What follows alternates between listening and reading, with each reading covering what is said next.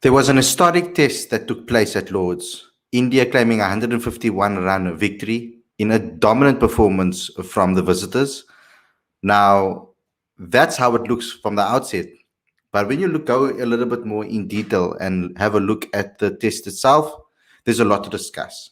There is top order issues at England, I feel, and there are some concerns with the middle order at India. But there have been an excellent performances from the likes of KL Rahul, from Joe Root, that we can speak about. But on top of that, maybe there aren't collapses and maybe it was just good bowling because the seamers from India and the seamers from England completely showed their class on this strip. So we're going to be talking about what lessons South Africa can learn, particularly from the coaching of both the England coach and the Indian coach, what South Africa can learn, what Mark Boucher can learn from that, from the skills that were implemented in this particular match and the strategies that were implemented in this particular match. So this is your video, your daily show. So excited to get started. We've got Seppo on the show. We've got a teacher on the show. So let's get straight to it.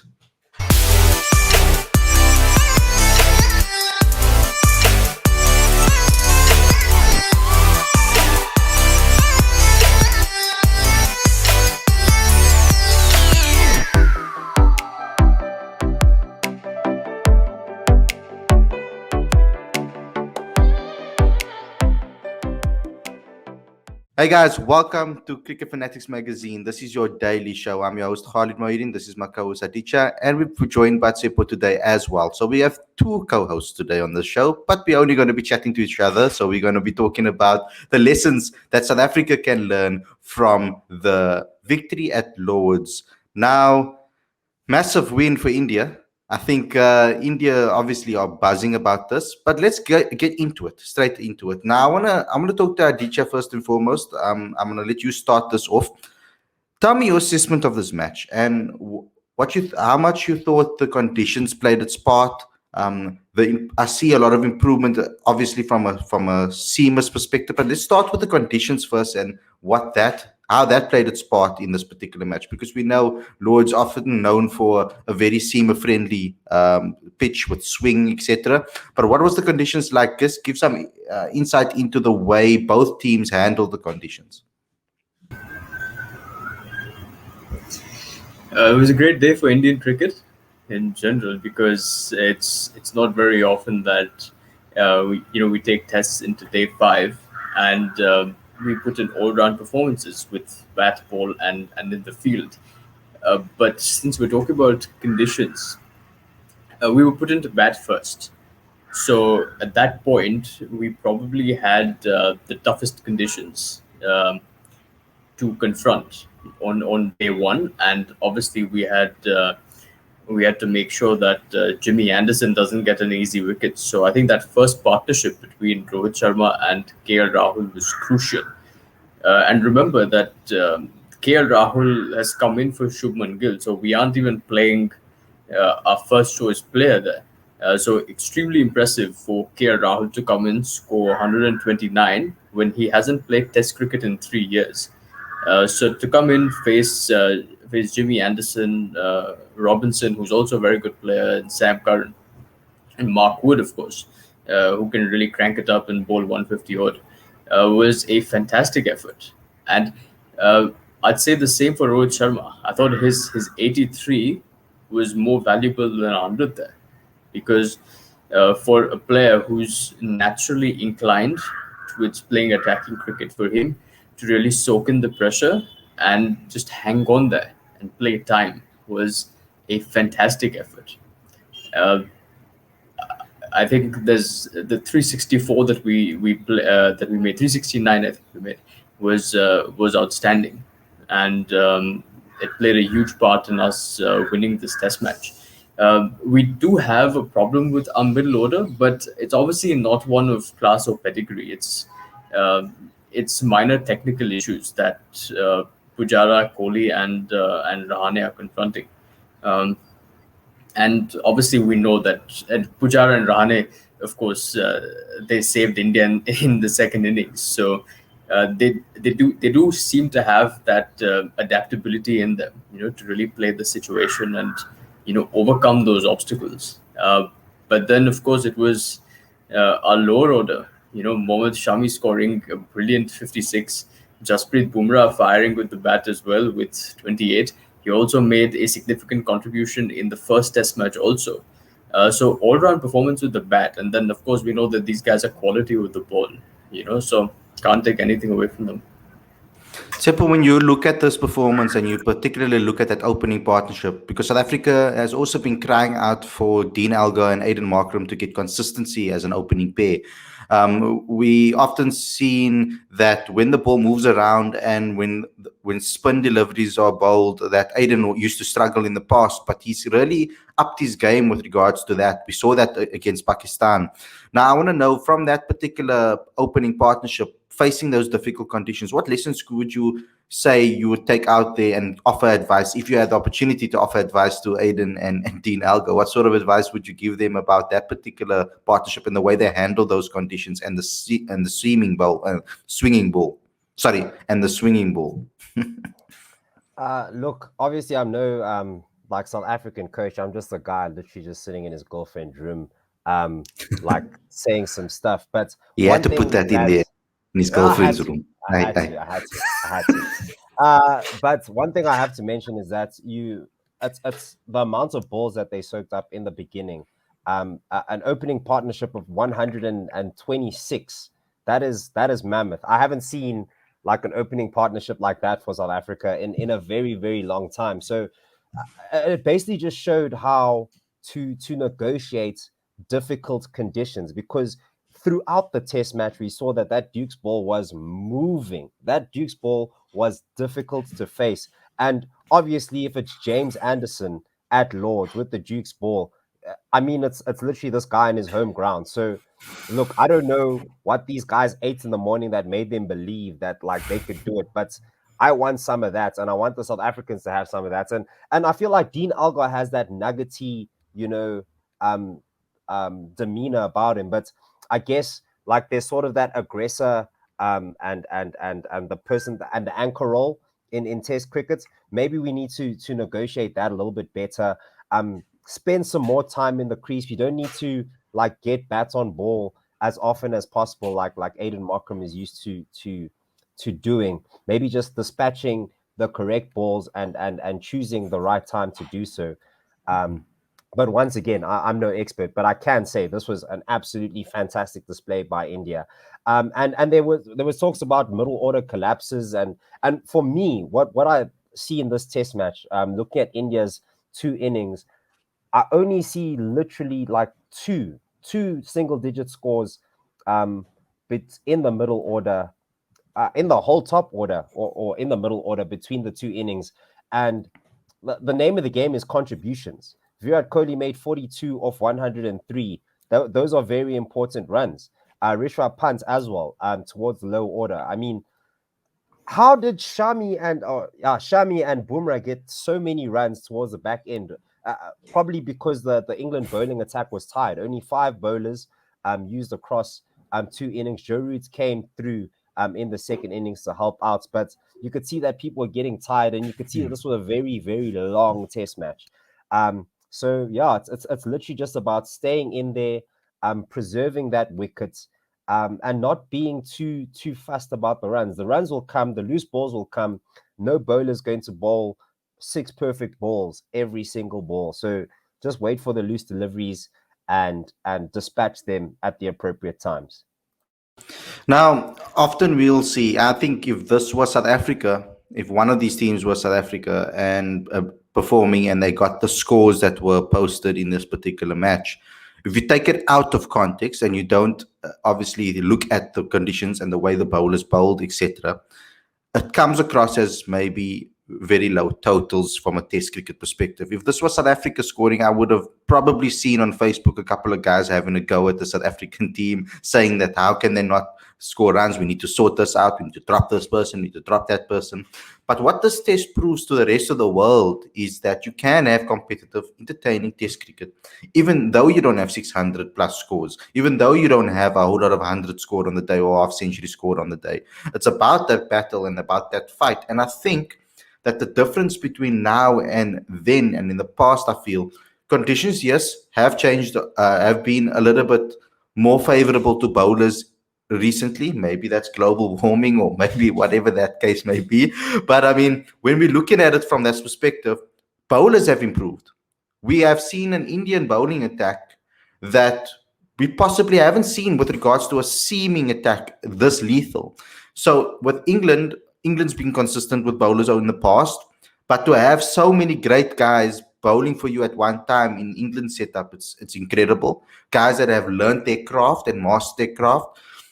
So sometimes it's not always about bad batting or not having the right personnel. Sometimes it's just that the opposition is bowling well and using the conditions excellently, and they are making it difficult for the batsmen. Batsmen almost have to be better now than they used to be, I feel, because the amount of top quality bowlers that we have in the world at all teams. You look at Pakistan, even look at the West Indies. I mean, the bowlers that they're producing currently. You can look at the likes of South Africa, with Anrich Nokia and KG Rabada, the pace, the seam movement, to an extent, Rabada obviously with the swing as well.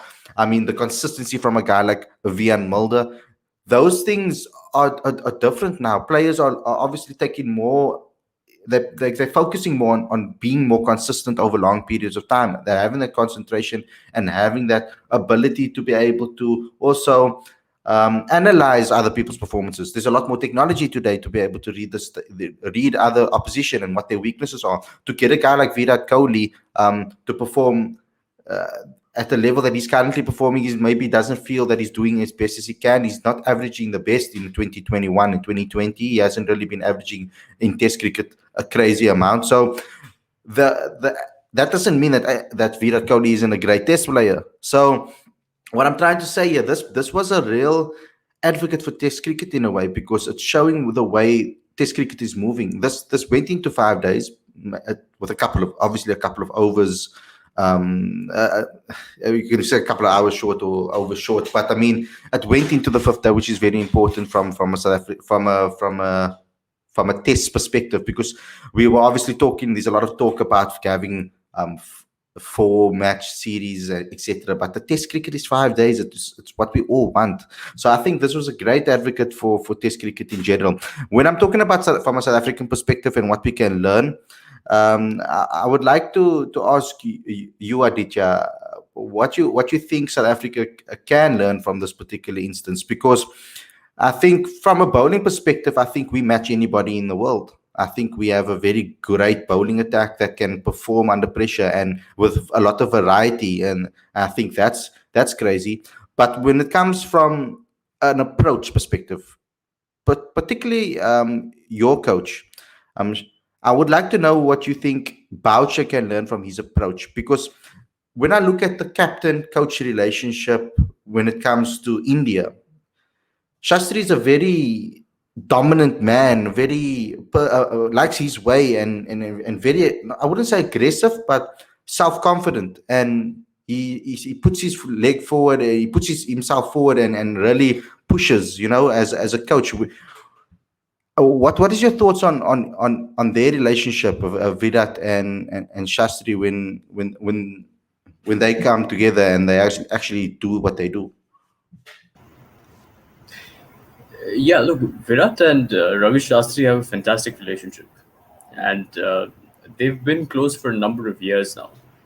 So their philosophy is basically to be as aggressive as you can be and try to force a result to the best of your ability.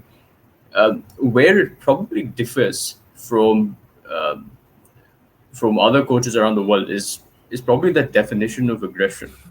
Because if you look at the way KL Rahul and Rohit Sharma opened the innings, they were going at less than 2 runs in over for a considerable period of time. And both of them, we know, can really smack the ball. I think both of them together might have faced about like 350 balls together combined. In 350 balls, both of them are capable of scoring 550 runs. But they control themselves. They sort of curbed that attacking instinct, because the key to scoring runs on that wicket was initially survival and then cashing in when they're set. and I don't think a lot of players around the world are able to do that at the moment. There's that balance between attacking and defending that batters struggle with, particularly with T20 cricket. In the second innings, India were in a precarious position at around 50 for 3. We were just leading by like 29 runs. The match was in the balance. Cheteshwar Pujara and Ajinkya Rahane come in. Again, they don't bat at more than 1.5 runs an over. Pujara takes 35 balls to get off the mark. He is 5 of 50 balls, 7 of 80 balls, 12 of 100 balls. I think that would be virtually unacceptable for any other team across the world. But that's grit and determination that this team seems to value. At one point, I remember telling my dad that Pujara is batting so slowly that Rahul Dravid would have wanted to see a six, uh, and ultimately he ended up with 45 of 206 balls, and Ajinkya Rahane made 61 of 146 balls. So these numbers are not particularly flattering when it comes to strike rate, because again we keep hearing that one expression, every ball has got you a number on it, some ball has got you a number on it. And these two batters just showed that there are different ways to play test cricket, and you've got to play the situation. Sometimes it may mean that your natural instincts might not always work. So I think that to me is uh, the where India probably defines aggression a bit differently. Because here, if you look at 45 of 206, most would say is unacceptable. Would be like, let's make a move on. It's important, and strike rates are important even in test cricket. But if you look at the larger picture, that knock probably ensured that India at least did not lose the game. So Yeah. I guess it comes to that bit about match awareness and smart cricket. Yeah, exactly. And when I look at a guy like Aiden Markram, I think, particularly from Rohit Sharma, we spoke about it before. And when it comes to his ODI game, Aiden Markram could obviously maybe mold his game off Rohit Sharma, because we know Rohit Sharma is an attacking type of batsman. We see him in T20 cricket all the time, smacking the ball out of the park quickly. So he has the ability. It's about playing smart cricket that he's been doing very well. He understands his game well, and I think that Aiden can learn from him in the test arena too. That it's not about necessarily, he doesn't have to worry about his strike rate too much necessarily. He can also play his natural game, take his time when the conditions are asking him to do so. I don't think that he's the type of guy, I think, Aiden, that has learned a lot from his game over the last couple of years. And I think that he'll be seeing in different innings. In his innings against Pakistan, we saw that particularly. It took his time for that century. He really like settled himself in it. We can see that in his game, that he's learning from other greats in the game. And I think that's where the real essence of test cricket needs to be maintained with South Africa. They just need to focus on what the conditions are asking them to do, and then play accordingly, because we have the players to be able to adapt. Rassi van der Dussen can put on a knock like Pujara did. He has the ability to be able to do something like that, and even convert it later on by kicking on. So he does have the ability to adapt.